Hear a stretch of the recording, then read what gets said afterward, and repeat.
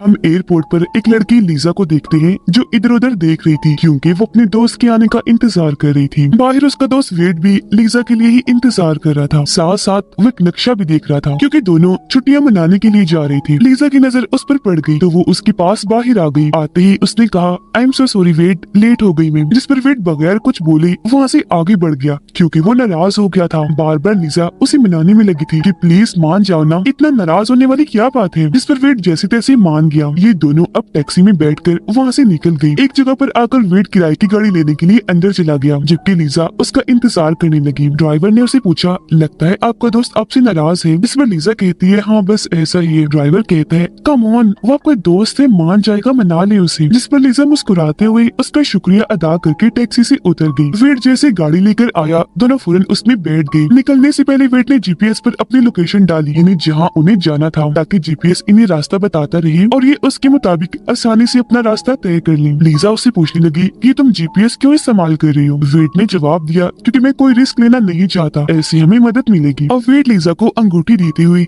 शादी के लिए पूछने लगता है पर वो उदास थी। फिलहाल कोई जवाब नहीं देती क्योंकि वो सोच रही थी कि मुझे इससे शादी करनी चाहिए या नहीं क्योंकि 2 हफ्तों बाद वेड आर्मी में जाने वाला था। अब उसके कोई जवाब ना देने पर वेड का मूड भी खराब हो जाता है। वो काफी मायूस भी हो गया और अंगूठी को वही गाड़ी में ही रख देता है। लीजा कहने लगी वेड अंगूठी को किसी महफूज जगह पर रखो। इस पर वेड नाराजगी में कहने लगा कि तुम्हें इससे क्या फर्क पड़ता है, तुमने तो शादी करनी नहीं तो इसे तुम्हें कोई मतलब नहीं होना चाहिए। खैर इसके बाद ये लोग अपनी मंजिल पर जाने के लिए सफर शुरू कर देते हैं। सबसे पहले इन्होंने समंदर किनारे जाना था। अपने इन खुशगवार पलों को हमेशा अपने पास रखने के लिए लीजा वीडियो बनाने लगती है पर क्योंकि वो अभी तक नाराज था तो उसे मना कर देता है कि प्लीज लीजा मुझे मत लाओ अपनी वीडियो में। लीजा बोली अच्छा छोड़ो नाराजगी को, देखो कितना हसीन शहर है ये, बहुत खूबसूरत है, देखो वेड तुम भी देखो। जिस पर वो कहने लगा कि मुझे नहीं पता, मैं गाड़ी चला रहा हूँ, तुम एंजॉय करती रहो। तो वो पूरे रास्ते की वीडियो बनाकर आखिर अपनी सबसे पहली मंजिल समंदर किनारे पहुँच गई। अब क्योंकि लीजा बहुत खुश थी तो पहले वो गाड़ी से उतरती है। समंदर किनारे आकर वेड को खुशी से बुलाने लगी कि जल्दी आओ वेड, देखो कितनी प्यारी जगह है ये, वाओ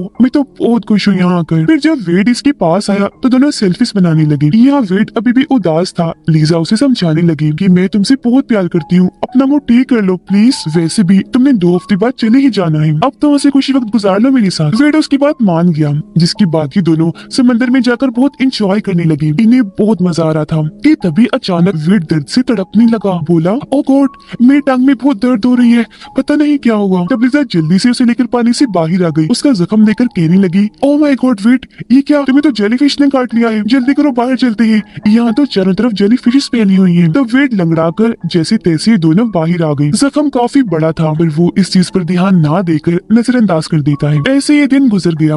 रात हुई तो ये पूरी रात अपनी गाड़ी में गुजारते हैं जहाँ इन्होंने बहुत सारी बातें की। लीजा वेड को एक रेगिस्तानी सुनसान इलाके आउटबैक के बारे में बताकर वहाँ जाने का कहती है। उस जगह के बारे में उसने काफी सुना था तो बार बार वो जिद कर रही थी कि वहाँ बहुत सारे कैंगरूज होंगे, डरावने सांप होंगे और भी कई सारे जानवर होंगे, बड़ा मजा आएगा। पर वेड जिसने हर चीज पहले से ही तय की हुई थी कि कहाँ कहाँ और कैसे जाना है वो मना कर देता है क्योंकि ऐसे में वो किसी नई जगह पर जाने का रिस्क नहीं ले सकता था। पर लीजा उसे समझाती है कि देखो हमें अपनी जिंदगी को एंजॉय करना है ना, तो अगर हम यहाँ आ ही गए हैं तो वहाँ भी चले ही जाना चाहिए, कुछ भी नहीं होगा, मेरी खुशी है, मैं वहाँ जाना चाहती हूँ। तो अब आखिरकार वेड को उसकी खुशी के लिए मानना ही पड़ता है। वो जीपीएस पर उस जगह की लोकेशन डालता है। उनका ये सफर 32 घंटे का होने वाला था। वेड भी हैरत से बोला ओ गॉड 32 घंटे का सफर करेंगे हम। लीजा कहने लगी प्लीज इनकार मत करना मेरी खुशी के लिए क्योंकि मैं एडवेंचर करना चाहती हूँ। जिसके बाद ये उस जगह आउटबैक जाने के लिए निकल जाती है। और वेड क्योंकि हर लिहाज से एहतियात करना चाहता था तो अपने सफर के वो कुछ असूल बनाता है जैसे कि वो कोई शॉर्टकट नहीं लेंगे यानी मंजिल पर जाने के लिए छोटे कम रास्ते पर नहीं चलेंगे बल्कि जीपीएस के जरिए ही सड़क पर ही आगे बढ़ते रहेंगे। और अगर इन्होंने कोई फोन वगैरह करना भी हुआ तो अपने मोबाइल से नहीं करेंगे बल्कि पब्लिक टेलीफोन का इस्तेमाल करेंगे ताकि उनकी मोबाइल्स की बैटरीज बची रहे। अब जैसे लोग आउटबैक की सड़क पर आए इनकी मोबाइल्स के सिग्नल चले गए। अब ये चीज वेड पहले से ही जानता था इसलिए उसे खास फर्क नहीं पड़ता बल्कि वो अपना सफर जारी रखता है। सफर करते करते इन्हें रात हो गई। रात इन्होंने एक होटल में गुजारी। फिर अगली सुबह होते ही ये अपने सफर पर निकल गए। तभी इन्हें सड़क पर एक मरा हुआ कैंगरू दिखा।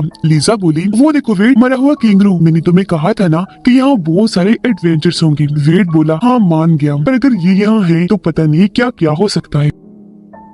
खैर तभी उनका जीपीएस एक जगह पर आकर उन्हें एक ऐसे रास्ते पर मुड़ने को कहता है जो रास्ता शॉर्टकट था, यानी जीपीएस रीरूट हो गया था। पर दोनों ही इस बात से अनजान थी कि हम शॉर्टकट रास्ते पर चल आए हैं, जो असूल के मुताबिक उन्हें नहीं करना चाहिए था, क्योंकि वेट का ध्यान गाड़ी चलाने और जीपीएस पर था। जबकि लीजा की इस दौरान आंख लग गई थी, तो उसे भी कुछ पता नहीं चल पाया और अब ये उसी रास्ते से आगे बढ़ती रहती है। काफी दूर निकल आई थी। एक जगह पर आकर जीपीएस उन्हें यू टर्न लेने को कहता है, यानी मुड़कर दूसरी साइड पर जाने के लिए। जो देखकर लीजा बोली, अरे ये क्या यू टर्न? वेट, क्या हम सही चल रहे हैं ना? पहले तो वेट को सब कुछ ठीक लगा, पर एक जगह आकर वो समझ गया कि जीपीएस यू टर्न लेने का इसलिए कह रहा है क्योंकि जीपीएस हमें शॉर्टकट रास्ते पर ले गया है, मतलब वो गलत जगह पर आ गई थी। ये रुककर सोचने लगे कि आखिर क्या करना चाहिए। लीजा बोली, चलो वापस चलते हैं। वेट ने हैरत से पूछा, लीजा तुम मजाक कर रही हो या सीरियस बोल रही हो? पहले हम काफी पेट्रोल जाया कर चुके हैं, आगे बढ़ने के अलावा और कोई रास्ता नहीं। तो इस रास्ते से वो आगे बढ़ने लगे, लेकिन जीपीएस अभी भी बार बार उन्हें यू टर्न लेने का कहकर दोबारा दोबारा वही ला रहा था, जिस बात से वेट को गुस्सा आ गया। वो गाड़ी से निकलकर बाहर आया, आसपास देखने लगता है, जहाँ दूर दूर तक ही नहीं, वीरान और सुनसान रेगिस्तान के अलावा कुछ नहीं दिखता। एक जगह जब वो खड़ा था तो वहाँ रेंगता हुआ काली रंग का सांप आ जाता है, जिसे देखकर जोर से वेट चीख उठा, ओह गॉड सांप! उसकी आवाज सुनकर लीजा नींद से जाग गई। कहने लगी, तुम बाहर क्या कर रही हो? जल्दी आ जाओ गाड़ी में, सांप बहुत होंगे बाहर। पर जब वो गाड़ी में नहीं आता तो लीजा ही बाहर आ जाती है। वेट और आगे जाने से मना कर देता है क्योंकि वो पहले ही काफी आगे आ चुकी थी और अब अगर और आगे गई तो इनका पेट्रोल खत्म हो जाएगा। तो अब ये दोनों फैसला करते हैं कि हम किसी ऊंची जगह पर जाएंगे ताकि वहाँ से हमें कोई सड़क या कोई टाउन दिख जाए जहाँ हम चले जाएं। तो अब ये लोग अपनी गाड़ी वहीं खड़ी करके पैदल ही आगे बढ़ने लगती है, लेकिन चलते चलते इन्हें रात हो गई थी। आसपास देखने पर इन्हें फिर से रेगिस्तान के अलावा और कुछ नहीं दिखता, इसलिए वापस अपनी गाड़ी की तरफ आने का फैसला करते हैं। पैदल चलकर ही वापस आए, पर इन्हें अपनी गाड़ी वहाँ खड़ी हुई नहीं दिखती क्योंकि वो अपना रास्ता भटक चुकी थी। अब तभी वेट की तबीयत खराब होने लगी क्योंकि उसकी टांग जहाँ पर जेलीफिश ने काटा था बहुत दर्द हो रही थी, उसका जख्म खराब हो रहा था, इसलिए अब उसे और चला नहीं जा रहा था। वो वहीं बैठ जाता है। उसकी तबीयत देखकर लीजा उसे पानी पिलाती है, जहाँ इन्हें ये बात भी पता चली कि अब हमारे पास खाने पीने का सामान भी खत्म हो रहा है, क्योंकि वो अपने साथ खाने पीने का सामान कम ही लाई थी। अब जैसा कि हम जानते हैं कि रेगिस्तानी इलाका खुला होता है, तो यहाँ रातें इतनी ठंडी होती है कि गर्म कपड़ों के बगैर गुजारा बहुत मुश्किल हो सकता है, ऊपर से जंगली जानवरों का डर भी। लेकिन उन बेचारों के पास सर्दी से बचने के लिए ना तो कोई कपड़ा होता है और ना ही जानवरों से बचने के लिए कोई चीज, तो ना चाहते हुए भी उन्हें ऐसी ही खुले में रात गुजारनी पड़ती है। अब जैसे जैसे इन्होंने रात तो गुजार ली, लेकिन जैसे ही सुबह हुई वेट की टांग में जोरदार दर्द हुआ। उसने जब अपनी टांग चेक की तो अब उसकी हालत पहले से भी खराब हो गई थी, जिस वजह से अब उसे चला भी नहीं जा रहा था। पर हिम्मत करके दोनों आगे बढ़े गाड़ी ढूंढने के लिए। भूख प्यास की शिद्दत थी, पर सूरज के मुताबिक आगे बढ़ते ही जा रही थी। सारा दिन चलने के बावजूद भी इन्हें मायूसी के अलावा और कुछ नहीं मिलता।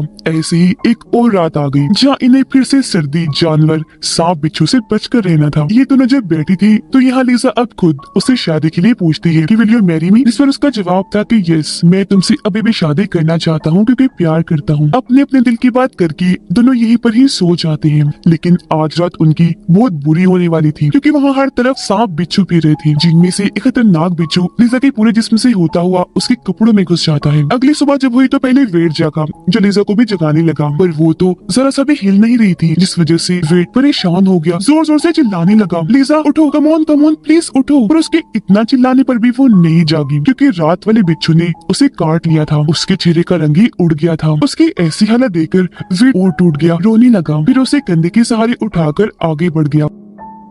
अब उसकी खुद की हालत भी खराब थी, लेकिन वो आगे बढ़ता ही रहा, जोर जोर से हेल्प हेल्प मदद के लिए चिल्ला रहा था, पर यहाँ उसकी सुनने वाला कोई नहीं था। लीजा को ऊपर से होश ही नहीं आ रही थी, जिससे वो और पागल होता जा रहा था। बार बार होश में लाने की कोशिश करने लगा, कभी वो उसे कंधे, कभी कमर के सहारे उठाकर ले जा रहा था, तो कभी घसीट कर। एक जगह पर आकर गुस्से में जमीन खोदने लगा, जिसकी बाद खुद भी वहीं गिरकर बेहोश हो जाता है। थोड़ी देर बाद उसकी आंख एक आवाज से खुल गई। ऊपर जब उसने देखा तो वहाँ से हेलीकॉप्टर गुजर रहा था। उसे देख वेट के अंदर एक उम्मीद पैदा हो गई। वो अपनी शर्ट उतारकर हवा में लहराने लगा, आवाजें भी लगा रहा था ताकि वो लोग उसे देख सकें। लेकिन हेलीकॉप्टर काफी आगे जा चुका था, जिससे एक बार फिर वेट मायूस हो जाता है। फिर उसे एक आइडिया आया, वो पत्थर लेकर वहाँ जमीन पर बड़ा सा SOS लिख देता है, जो दरअसल मदद का एक निशान होता है, ताकि जो कोई भी यहाँ से गुजरे तो उन्हें पता चल जाए कि यहाँ कोई तो है जो मुसीबत में फंसा हुआ है और वो इन्हें बचाने के लिए आ जाए। हालत उसकी प्यास की वजह से बहुत खराब थी। अब अगर उसे पानी ना मिला तो वो मर सकता था, तो जिंदा रहने के लिए वो अपना यूरिन पीने का फैसला करता है, लेकिन उसे जमा करने के लिए उसके पास कोई चीज नहीं थी। इसीलिए वो एक डंडे से लाइन खींचता हुआ कोई बोतल वगैरह ढूंढने के लिए वहाँ से निकल गया ताकि वो रास्ता न भटके। उसके जाते ही लिजा को होश आ गई। आसपास जब उसने वेड को ना पाया तो उसे बहुत सारी आवाजें लगाने लगी। फिर वो अपने कंधे को चेक करने लगी जहाँ पर बिच्छू ने काटा था। वहाँ काफी बड़ा जख्म था जिस वजह से उसका बाजू हिल भी नहीं रहा था। वेड को आगे बढ़ने पर अपना बैग मिल गया जिसमें से बोतल निकाल कर वो उसमें अपना यूरिन निकाल कर पीने लगता है। फिर उसे लीजा के लिए भी जमा कर लेता है ताकि वो भी इसे पीकर कम से कम बच सके। फिर डंडे के निशान के मुताबिक वापिस आने लगा। उधर लीजा को काफी डर लग रहा था क्योंकि वेड को अपने आसपास ना पाकर वो परेशान हो गई थी। उसे आवाज लगाकर वो भागने लगी पर उसकी इतनी खराब हालत थी कि उसे बोला ही नहीं जा रहा था। पर क्योंकि आसपास से उसे जंगली जानवरों की आवाजें आ रही थी तो लगातार वो आगे बढ़ती ही रहती है। वेड वापिस उस जगह पर आ गया जहाँ वो लीजा को छोड़कर गया था। यहाँ आते ही रात हो गई, लेकिन क्योंकि वो यहाँ नहीं थी तो वेड तो जैसे पागल ही हो गया। जोर जोर से पुकारने लगता है, लीजा कहाँ हो तुम? मुझे सुन पा रही हो? आ जाओ जहाँ भी हो। अब उसकी आवाज लीजा ने भी सुन ली थी। उसे जवाब भी देती है, वेड मैं तुम्हें सुन रही हूँ, कहाँ हो तुम? अंधेरा है, कुछ नजर नहीं आ रहा। जिसकी बात वो एक दूसरे को ढूंढने लगे पर काफी ढूंढने के बाद भी जब नहीं मिली तो थक हार कर वहीं गिरकर बेहोश हो जाते हैं। अगली सुबह जब लीजा की आँख खुली तो उसे बहुत प्यास लग रही थी। हालत उसकी बहुत खराब थी, चेहरा सफेद पड़ चुका था और होठ एकदम खुश क्योंकि उन्हें यहाँ फंसी आज पूरे 3 दिन हो गए थे और लीजा ने इन 3 दिन में पानी का एक कतरा तक नहीं पिया था। तो अपनी प्यास बुझाने कम से कम जिंदा रहने के लिए वो पेड़ पौधों को चूस कर उनमें से पानी निकालने की कोशिश करती है। वेड भी उठ गया था पर उसे देखने से लग रहा था जैसे उसका दिमागी तवाज़ुन खराब हो रहा हो। काफी अजीब ही हालत में था। दोबारा से अपना यूरिन पी जाता है जिसकी बाद उठ खड़ा हुआ और वहाँ से आगे बढ़ने लगता है। उसके सामने 2 रास्ते आए जिनमें से एक को चुनकर वो वहीं चलना शुरू कर देता है और आखिरकार अपनी गाड़ी तक पहुँच गया। जिसे देखते ही उसे थोड़ी हिम्मत मिली। कहता है, थैंक गॉड मेरी मेहनत का फल मिल ही गया। फिर गाड़ी में जल्दी से आकर खाने पीने का सामान ढूंढने लगा, लेकिन अफसोस उसे सिवाय एक लाइटर के कुछ नहीं मिलता। इसलिए मायूस होकर वो गाड़ी में ही बैठ गया। फिर खुद को संभाल कर गाड़ी चलाने की कोशिश करने लगा, लेकिन गाड़ी स्टार्ट ही नहीं हो रही थी क्योंकि यहाँ से जाने से पहले उसने लाइट्स ऑन ही छोड़ दी थी जिस वजह से गाड़ी की बैटरी खत्म हो गई। उसे बहुत गुस्सा आया। वो जोर जोर से गाड़ी पीटने लगा क्योंकि उसकी मेहनत पर बात गई। वो बाहर आया, थक हार कर वहीं लेट गया। जिसके बाद वो एक बहुत मुश्किल फैसला करता है। वो गाड़ी का बोनेट यानी इंजन का ढक्कन खोलकर उसमें मौजूद पानी को पीने लगता है, जो चीज बहुत ही मुश्किल थी क्योंकि वो पानी पेट्रोल जैसा ही होता है। ऐसा करके वो अपनी जान पर खेल रहा था। उसे तेज सांस आ रही थी, उल्टियां भी लग रही थी। ऐसा वो इसलिए कर रहा था ताकि इसे पीकर जो यूरिन बनेगा वो उसे लीजा के लिए इकट्ठा कर लेगा। वो पिएगी, उसकी भी जान बच जाएगी। उसे सारा पीकर वो लीजा को ढूंढने के लिए निकल गया। उसे रात हो गई। लीजा लीजा चिल्लाकर वो हर जगह उसे ढूंढ रहा था और उसका अभी तक कोई अता पता नहीं था। लीजा तो दरअसल थक हार कर एक जगह पर बैठी हुई थी, पर तभी वो देखती है कि मेरे मोबाइल में बैटरी अभी भी थोड़ी बहुत बाकी है, जिसमें वो वेट के लिए मैसेज छोड़ती है। वेड की हालत इंजन का पानी पीने की वजह से बहुत खराब हो रही थी। उसके पेट में जोरों का दर्द हो रहा था, ऊपर से उसे सर्दी भी लग रही थी। इसलिए वो बेचारा बहुत मुश्किल से दर्द बर्दाश्त करके वहीं लेट जाता है। लाइटर की मदद से उसने अपने पास ठंड से बचने के लिए आग जलाई हुई थी। अगली सुबह लीजा जब जागी तो अपनी भूख प्यास मिटाने के लिए एक बार फिर पेड़ पौधे खाने की कोशिश करने लगती है, लेकिन एक बार फिर नाकाम होकर वहीं लेट गई। उसे उल्टी भी होने लगी। तभी वो नोटिस करती है कि जहाँ मैं लेटी हुई हूँ यहाँ एक लाइन बनी हुई है और ये लाइन वही थी जो डंडे से वेट बनाकर आगे बढ़ रहा था, जिससे वो समझ गई कि जरूर ये वेट का काम है। तो लाइन का पीछा करते करते वो आगे बढ़ी और आखिरकार वो वेट के पास आ ही गई, जो बेचारा बहुत बुरी हालत में जमीन पर लेटा हुआ था। लीजा जल्दी से उसके पास आकर गले से लग जाती है, संभालते हुए उसे हौसला देती है। बार बार एक ही बात पूछ रही थी, वेट आर यू ओके? तुम ठीक तो हो? अब हालांकि वो ठीक नहीं था पर लीजा के लिए बोल देता है कि हाँ मैं ठीक हूँ, शुक्र है तुमने मुझे ढूंढ लिया, वरना मैं तो समझ रहा था कि कभी तुम्हें नहीं देख पाऊंगा। और लीजा मुझे माफ करना, सारी गलती मेरी है, यहाँ फंसने के पीछे मैं ही जिम्मेदार हूँ। लीजा जवाब देती है, चुप हो जाओ वेट, खुद को इल्जाम मत दो, सब ठीक हो जाएगा, हम दोनों मिलकर गाड़ी की तरफ चले जाएंगे, बस हौसला रखो। जो कहकर उसके सीने पर सिर रखे वही लेट गई, पर उसे वेट की फिक्र हो रही थी क्योंकि उसके मुंह से खून निकल रहा था। वेट पे लीजा को अपना इकट्ठा किया हुआ यूरिन पीने के लिए देता है। वो पूछती है, ये क्या है वेट, और तुम ये मुझे क्यों दे रही हो? वेट बोलता है, ये तुम्हारे लिए है, इसे पी जाओ, तभी जिंदा रह पाओगे। तुम्हारी जान बचाने के लिए मैंने बहुत मुश्किल से इसे जमा किया है और अगर मुझे कुछ कुछ हो गया तो तुम इस लाइन का पीछा करते करते गाड़ी तक चले जाना। तुम ऐसा कर लोगी? मुझे यकीन है। लीजा रोती हुई कहती है, नहीं वेड, मैं तुम्हारे बगैर नहीं जाऊंगी। तुम बार बार ऐसा क्यों बोल रही हो? तभी अचानक वेड को उल्टी होने लगी। इसे देख लीजा बहुत रोने लगी। हेल्प हेल्प मदद के लिए चिल्ला रही थी। उसे वेड की ऐसी हालत देखी नहीं जा रही थी क्योंकि उसे झटके भी लग रही थी। लीजा उसे कहती है, मैं तुमसे बहुत प्यार करती हूँ और हम यहाँ से साथ में निकलेंगे, फिर शादी कर लेंगे। तुम भी कुछ कहो वेड, तुम्हें क्या हो रहा है? पर वो कोई जवाब नहीं देता। लीजा उसे बहुत बुलाने की कोशिश करती है पर वो उसके हाथों में जान दे देता है, जिसकी बात वो इतनी टूट गई कि फूट फूट कर रोने लगी और अब वो खुद मदद के लिए चिल्ला रही थी। फिर थक हार कर उसकी लाश के पास ही बैठ गई। अगले दिन वो बड़ी हिम्मत करके जिंदा रहने के लिए वेड का यूरिन पी ही चाहती है, जिसकी बात आगे बढ़ी ताकि यहाँ से निकल जाए। और वेड ने उसके लिए जो कुर्बानी दी है वो जाया न जाए। बड़ी मुश्किल से गिरते पड़ते वो आखिरकार गाड़ी में आकर बैठ गई, जहाँ सबसे पहले वो वेड की शादी वाली अंगूठी निकालती है। उसे देखकर बहुत रोने लगी और वेड के साथ गुजारी सारे पलों को याद करने लगती है। लेकिन तभी अचानक गाड़ी में इस रेगिस्तान का सबसे खतरनाक सांप आ जाता है, जो धीरे धीरे करके लीजा पर चढ़ना शुरू कर देता है। लीजा एकदम शांत बगैर हिले कोई हरकत किए बैठी रहती है क्योंकि वो जानती थी कि मेरी एक हल्की सी हरकत का मतलब मौत है। चुपचाप वो सांप के वहाँ से जाने का इंतजार करने लगी। सांप तो जाने का नाम ही नहीं ले रहा था। वो उसके टांग से पहले लिपट कर फिर उसके हाथों से होता हुआ गर्दन की तरफ आने लगा, जो चीज बहुत मुश्किल से लीजा झेल रही थी। फिर जैसे सांप थोड़ा साइड पर हुआ वो धीरे से गाड़ी से उतरकर जल्दी से दरवाजा बंद कर देती है। बाहर आकर वहीं लेट गई। हाथ में उसने वेड की अंगूठी उसकी आखिरी निशानी पकड़ी हुई थी, जिसे फौरन निकालकर वो पहन लेती है। फिर थक हार कर वहीं लेट गई। रात को वो अपनी और वेड की इस पूरे सफर की वीडियोस और तस्वीरें देखकर उसे याद करने लगी। ऐसे ही एक और रात गुजर गई। जैसे अगली सुबह हुई लीजा पहले से भी ज्यादा कमजोर महसूस कर रही थी। उसके जिस्म में हिलने जितनी भी जान बाकी नहीं थी। उसकी सांसें टूटने ही वाली थी कि तभी कोई वहाँ आकर उसे पानी पिलाने लगता है। लीजा ने जब आंखें खोली तो उसने सामने वेड को देखा क्योंकि ये उसे ख्याल आ रहा था, पर असल में वो एक रेंजर ऑफिसर थी जो वेड का बनाया हुआ SOS का निशान देकर वहाँ आई थी। वो लीजा को उठाकर उसे सहारा देने लगती है, फिर उसे उठाकर वहाँ से ले गई, जिसका मतलब कि वेड ने जो कुर्बानी दी